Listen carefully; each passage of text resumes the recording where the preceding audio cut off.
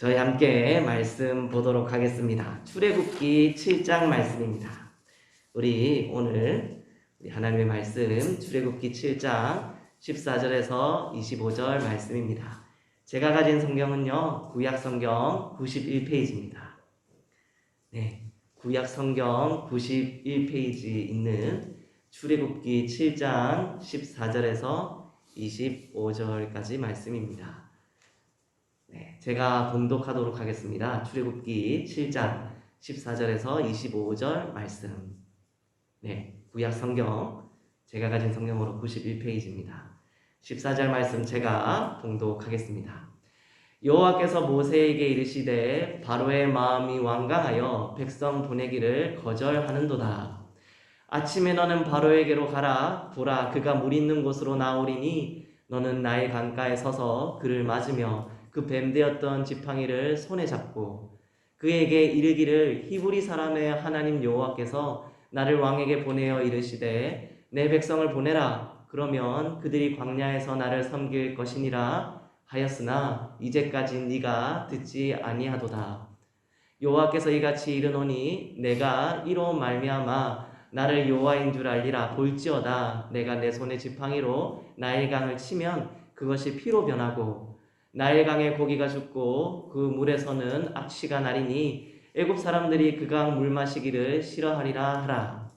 여호와께서 또 모세에게 이르시되 아론에게 명령하기를 내 지팡이를 잡고 내 팔을 애굽의 물들과 강들과 운하와 목과 모든 호수 위에 내밀라 하라. 그것들이 피가 되리니 애굽 온 땅과 나무 그릇과 돌 그릇 안에 모두 피가 있으리라.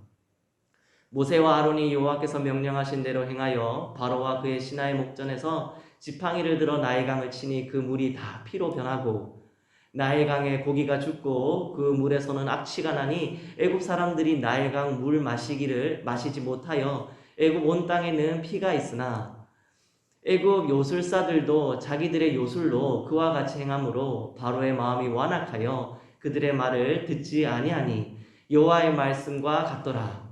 바로가 돌이켜 궁으로 들어가고 그 일에 관심을 가지지도 아니하였고 애굽 사람들은 나일 강 물을 마실 수 없으므로 나일 강가를 두루 파서 마실 물을 구하였더라.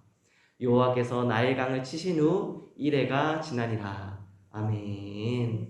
네, 저희 출애굽기 7장 14절에서 우리 25절까지 말씀 제목은요, 우리 17절 후반절에 보면 이렇게 말씀하시거든요. 나를 여호와인 줄 알리라. 볼지어다 내가 내 손의 지팡이로 라고 말씀하시는 그 구절이 있어요. 그래서 그 구절을 하나님의 손의 지팡이라는 제목을 한번 잡아보았습니다.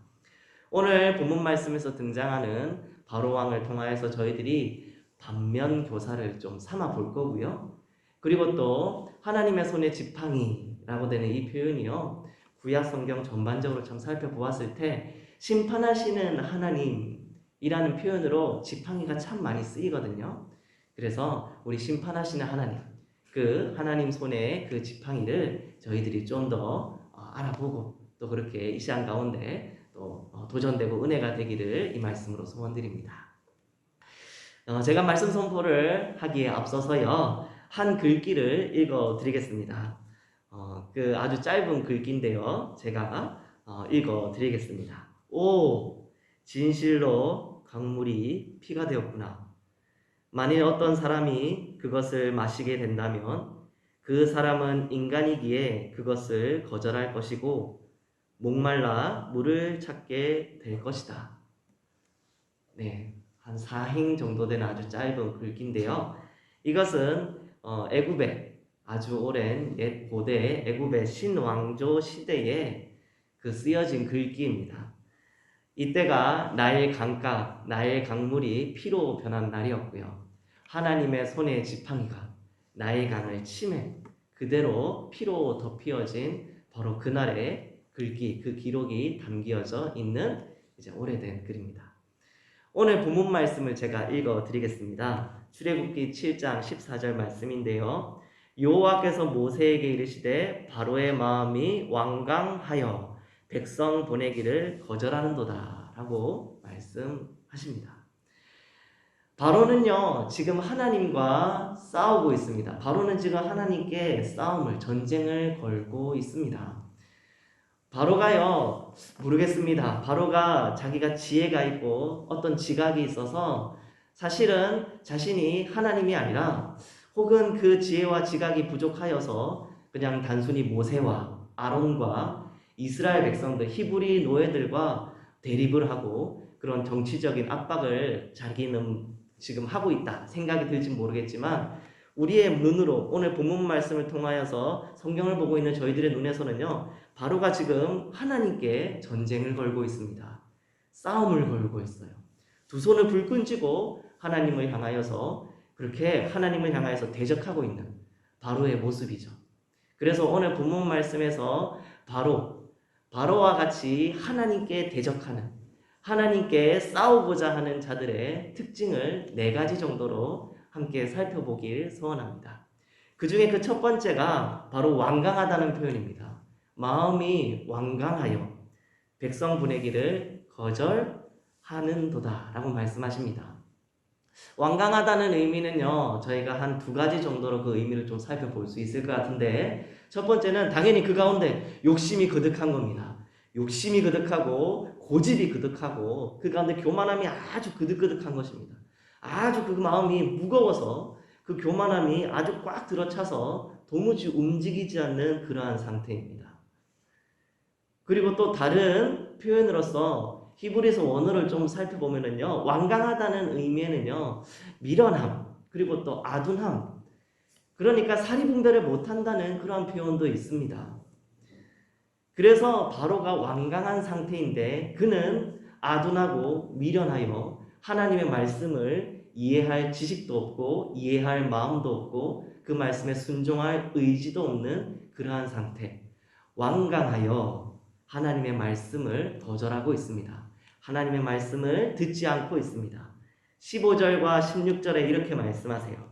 아침에 너는 바로에게로 가라. 보라 그가 물 있는 곳으로 나오리니 너는 나일 강가에 서서 그를 맞으며 그 뱀되었던 지팡이를 손에 잡고 그에게 이르기를 히브리 사람의 하나님 여호와께서 나를 왕에게 보내어 이르시되 내 백성을 보내라. 그러면 그들이 광야에서 나를 섬길 것이니라 하였으나 이제까지 바로 왕이여 당신이 하나님 말씀을 듣지 아니하였습니다. 이렇게 모세가 하나님의 말씀을 대언하라고 하나님께서 지금 명령하시죠. 하나님은 아셨습니다. 7장 4절부터 해서 오늘 또 22절까지 바로가 하나님의 말씀은 듣지 않을 거라는 것. 왜냐하면 그 마음이 완강하기 때문입니다. 바로가 하나님의 말씀을 거절하고 자신의 고집과 자신의 욕심과 자신의 교만함을 택하여서 그것이 하나님의 뒷전으로 될 것이라는 걸 하나님께서는 미리 이미 아셨습니다. 그렇게 된 뒷배경이 있습니다. 바로가 그렇게까지 교만하고 그렇게까지 욕심과 그리고 또 고집을 꺾지 않는 이유는요. 15절의 첫 번째 우리 나오는 구절에 이렇게 말씀하시는데요. 아침에 너는 바로에게 가라 라고 말씀하세요. 아침에 바로에게 가는데 바로가 어디 있냐면 물 있는 곳으로 나오리니 그곳이 나일 강가입니다. 많은 학자들이요. 왜 아침에 바로가 굳이 나일 강가로 가가지고 그 가운데 있었을까라고 유추를 좀 해보는데요.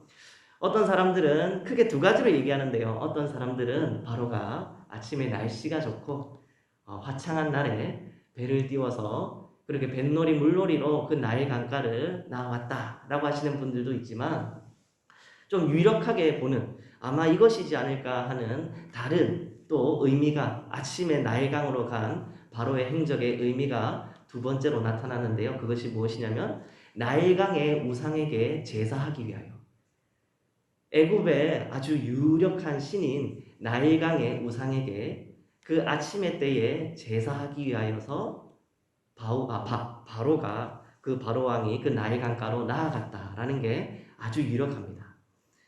왜냐하면 그 나일강은요 그 애굽의 젖줄이고요. 나일강이요 바로 그 애굽을 풍요롭게 하는 것이고요. 나일강의 그 우상이요 애굽의 많은 골칫거리들을 또 삼키어 왔습니다. 그래서 그 바로는요, 나일 강가에 나아가서 자신이 섬기는 우상에게 제사하고 절을 하는 것이죠. 그러니까 그 마음 가운데서는요, 하나님이 필요가 없습니다. 이대로도 참 좋은 애굽의 흥황이었다 라고 말씀드릴 수 있는 거죠. 애굽 땅에 나일강의 신도 있고 태양의 신도 있고 전쟁의 신도 있고 너무나도 많은 우상들이 그 애굽 가운데 즐비하였기에, 그래서 그 신들이 말하는, 그 우상들이 말하는 그 교만함과 그 고집과 그 유행과 그 지식들이 그 마음 가운데 완강하였기에, 무거워 움직이지 않았기에 하나님 말씀을 순종할 여력이 전혀 없었던 것이죠. 하나님께 대적하는 자들의 첫 번째 특징입니다. 마음이 완강합니다. 그 마음이 너무나도 완강합니다. 그리고 두 번째 특징이 있는데요. 그것이 무엇이냐면요, 자기 합리화입니다. 자기 합리화. 바로 눈앞에요, 지금 바로의 눈앞에요, 하나님의 그 크신 이적이 나타났습니다. 17절에서 19절에 이렇게 말씀하세요.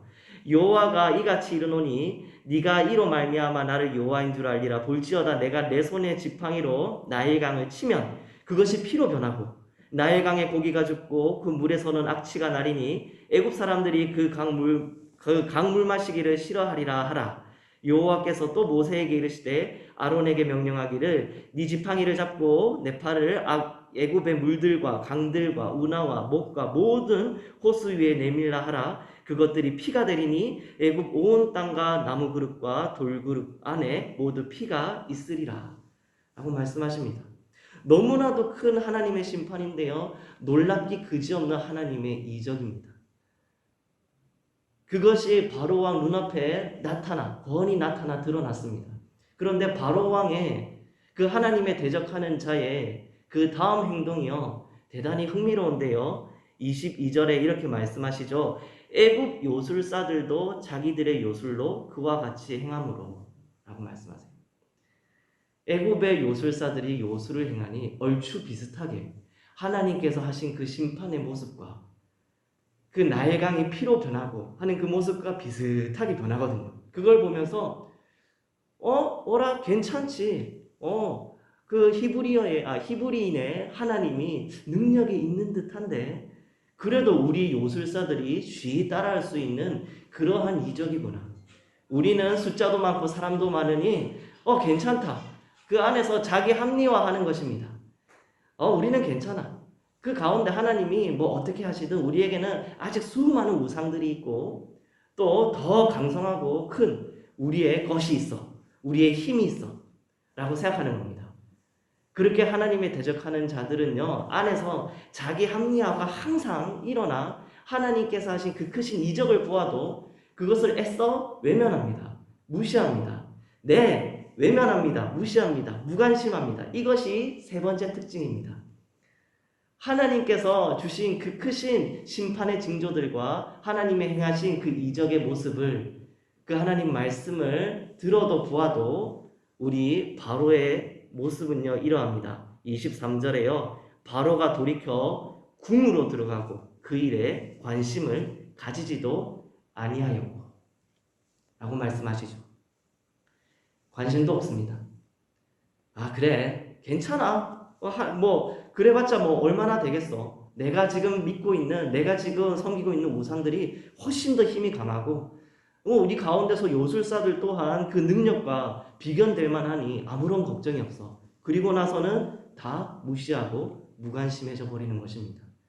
그런데요, 그 홀로 무관심하고 무시하였다 하여서 하나님의 심판이 끝나느냐? 아니죠. 24절에서도 계속 말씀하시지만 애굽 사람들은 나일강 물을 마실 수 없으므로 나일 강가를 두루 파서 마실 물을 구하였더라 라고 말씀하십니다. 이것은 한치의 어김없는 사실입니다. 바로 왕은 그 마음 가운데 무시와 무관심으로 하나님의 말씀과 이적을 피해버렸을지 모르겠지만 그 밑에 있는 함께하는 사람들은요, 물이 없어서 물을 마시기 위해 땅을 파고 강가를 파며 배회합니다.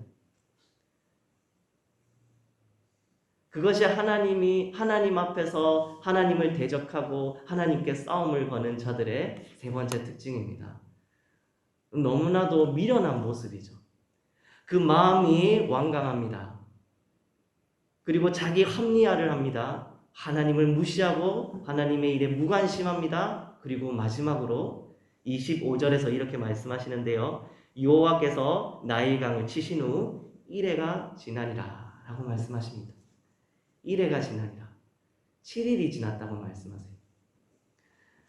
바로가요 7일 동안요 자신의 고집을 꺾지 않았습니다. 아니요 7일 뿐일까요? 바로는 저희들이 성경의 말씀을 잘 알고 있죠. 그 10가지 재앙이 내려치는 날까지 그렇게 하나님의 뜻에 무관심하고 듣지 않으려 했습니다. 하나님의 뜻을 자신의 뜻으로 꺾어서 정말 그것을 패대기치고 하나님을 이겨먹으려고 했습니다. 그래서 하나님께 대적하는 자들의 네 번째 특징이니 그것이 무엇이냐면 미련함의 끈질김입니다. 절대 포기하지 않는 겁니다. 도무지 자신의 고집을 못 꺾는 것입니다. 그 끈질김 때문에 하나님께서요 결국에는 바로와 애굽을요 계속해서 그렇게 치시는 것입니다.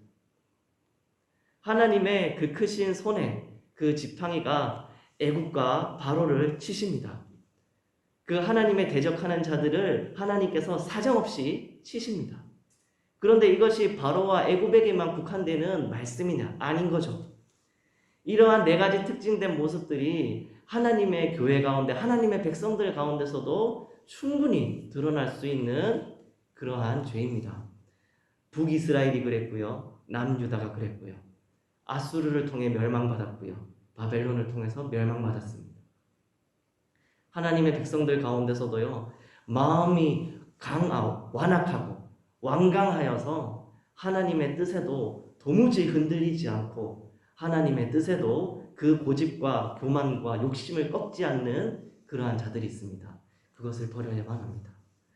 하나님의 말씀 가운데서도 자기의 지혜와 지식이 더욱더 앞서서 자기 합리화하고 하나님의 뜻은 무시하고 무관심하고 뒤돌아서 버리고 왕궁 안에 들어가서 나오질 않습니다. 그리고 그 고집과 그 욕심과 교만함이요 그 미련함이요 끈질깁니다. 7일이 지나고 둘째 심판이 지나고 셋째 심판이 지나고 10번째 심판이 오는 그때까지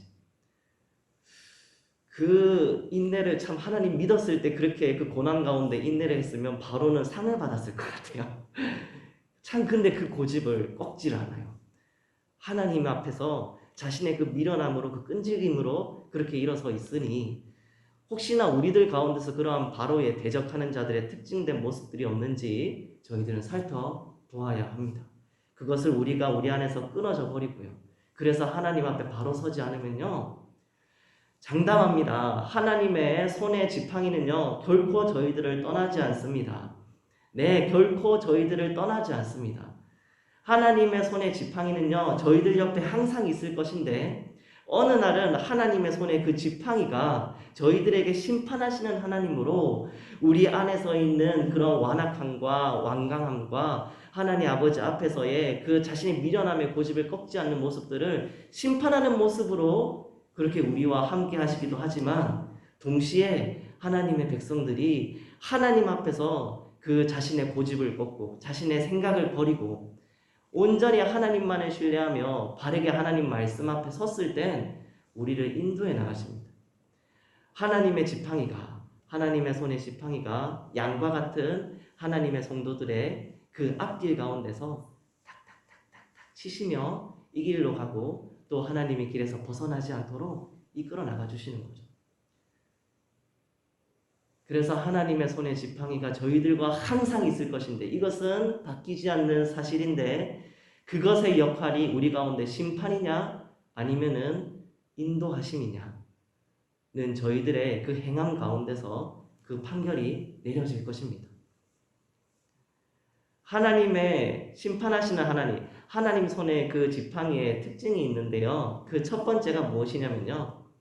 절대 까먹지 않는다는 겁니다. 하나님께서는 절대 잊으시지 않으세요. 하나님은 절대 안 잊습니다. 오늘도 당장 보면은요, 하나님께서 나일강을 치셨습니다. 그 지팡이로 치셨어요. 피로 덮였습니다. 그런데 저희들은요, 나일 강가에 있었던 출애굽기 1장의 비극을 잘 알고 있습니다. 출애굽기 1장에서 그 나일 강가에서 히브리인들의 사내 아이들이 수없이 수장되었습니다.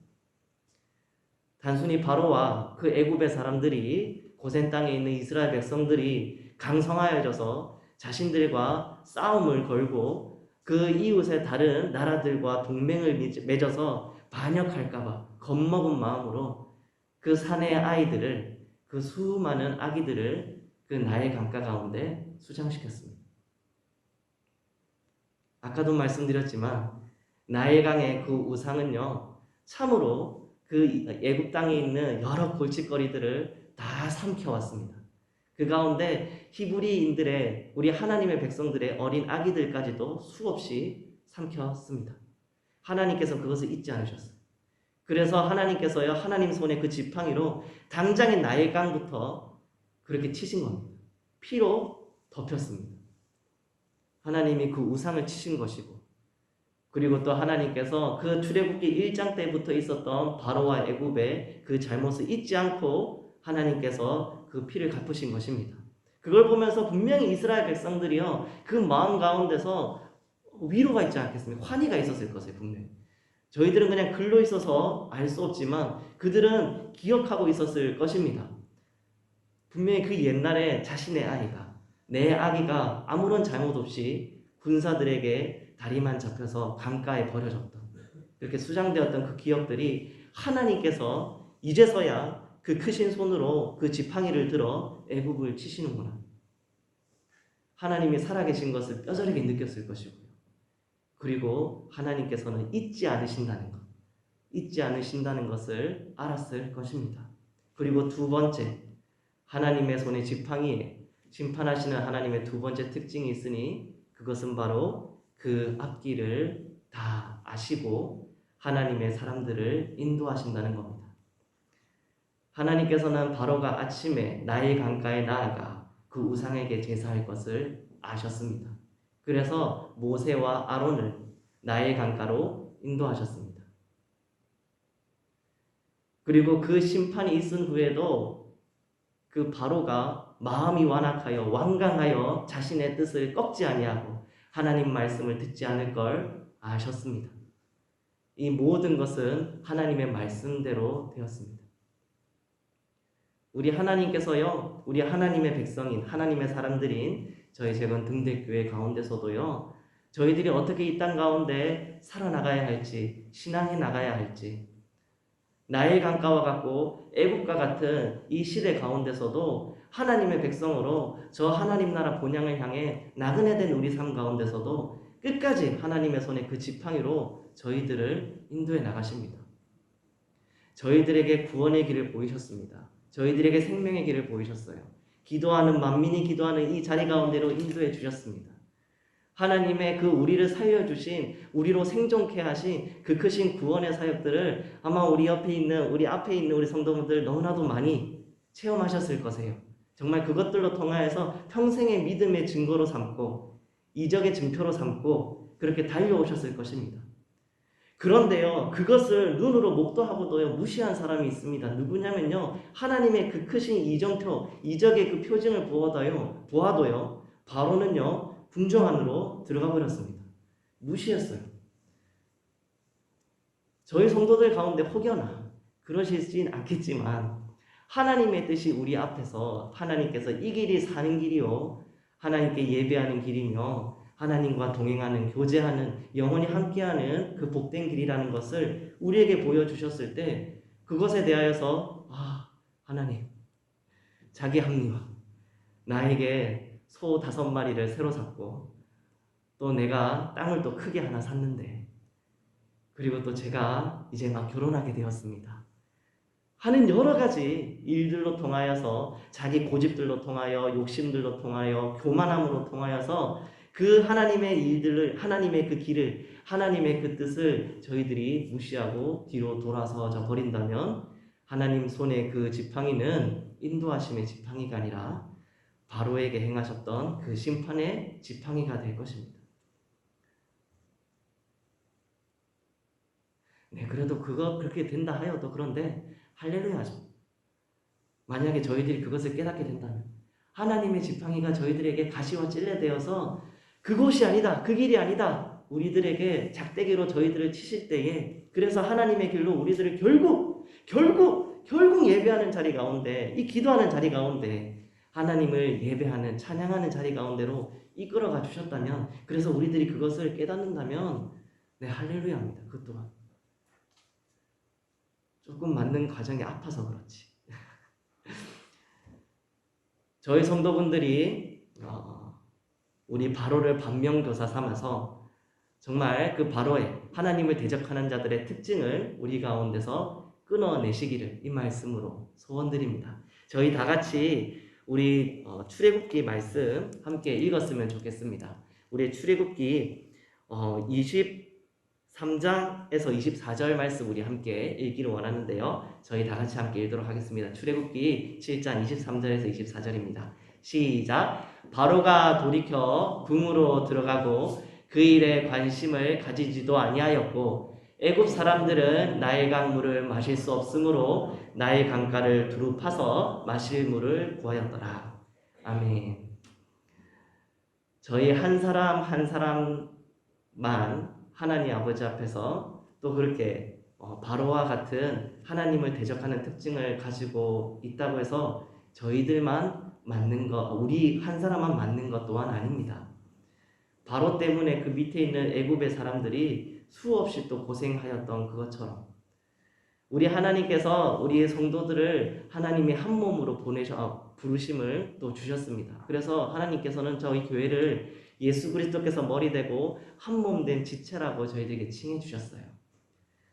저희들 가운데서 하나님의 그 손의 지팡이가 우리들을 인도했을 때, 그 길 가운데서 온전히 순종했을 때 우리만 복 받는 거 아닙니다. 우리 함께 있는 모여있는 자들이 다 같이 복을 받는 그 길입니다. 내 가정이 복을 받고 우리 교회가 복을 받고 내 생터가 복을 받고, 만약에 내가 바로를 닮아서 그 가운데 그 나쁜 대적하는 특징이 내 가운데 있다면 눈이 하나님 앞에 그렇게 지팡이로 맞고 잠깐 그렇게 다쳤을 때 안대로 그냥 가리지 눈이 잠깐 아프네 하면은 그 눈만 아픈 건 아니지 않습니까? 눈 그거 하나 안 보이는 것 때문에 팔도 고생이고 다리도 고생이고 몸통도 고생이고 그 모든 행정과 일들이 다 고생인 것을 또 저희들은 알고 있습니다. 그러니까 우리 한 사람 한 사람이 하나님 앞에 온전히 서는 것 또한 우리가 당연시 그 가운데 하나님의 뜻에 순종하는 삶으로, 신뢰하는 삶으로 살아가야겠지만 또 동시에 하나님께서 함께 동행하라 명하신 저희 성도들 가운데서도 깍지 끼며 또 그 하나님의 나라 향하여서 가는 그 순례의 길 가운데 함께 강건하고 사랑하며 동행해 나가시는 저희 성도분들 되시길, 우리 하나님의 지팡이에 인도하신 가운데서 그 길을 벗어나지 않고 그 복된 길 가운데 하나님과 교제하며 또 그 영원한 나라를 또 들어가는 저희 성도분들 되시길 이 말씀으로 소원드립니다. 저희 다 같이 기도하겠습니다. 저희 함께 기도할 것은요, 하나님 감사합니다. 저희들 가운데 하나님 혹여나 바로왕과 같은 그러한 대적하는 특징된 우리의 모습들이 있지 않을까 하나님 돌아봅니다. 하나님 용서하여 주시옵소서.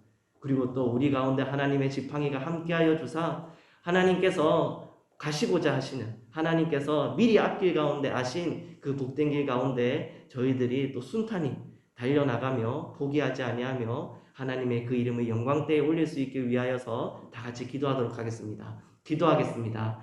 하나님, 저희 재건 등대교회 통하여서 하나님께서 영광받아 주시옵소서.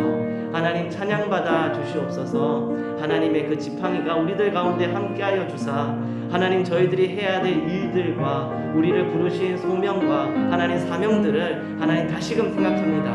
하나님 기도해야 할 것이고 하나님 세우신 이 땅 가운데서 복음의 전도자로 나팔수로 하나님 아버지 왕같은 제사장으로 예배의 제단을 쌓아야 될 것이 우리의 사명인 줄 믿습니다. 하나님 저희들의 마음을 강건케 하여 주시고 하나님 세상이 하나님 예배하는 자들을 향하여서 하나님 기독교를 또 향하여서 여러 가지로 손가락질하며 또 하나님 아버지 그 아픈 하나님 아버지 곡과 또 하나님 죄악된 일들로 하나님 그냥 우리가 하나님 한탄하며 넘어지는 우리들이 아니라 하나님의 뜻에 따라 다시금 또 일어나며 하나님 아버지께서 주시는 힘에 따라 하나님께서 힘주셔서 일하는 자같이 하나님께서 말씀하셔서 또 말하는 자들과 같이 저희들이 살아낼 수 있도록만 붙잡아 주시옵소서. 사랑할 수 있는 기회를 더하여 주사 하나님 아버지께서 함께하라 명하신 자들 가운데 하나님 사랑이 더욱더 넘쳐나갈 수 있도록 하나님 인도하여 주시오며 하나님 모든 믿지 않는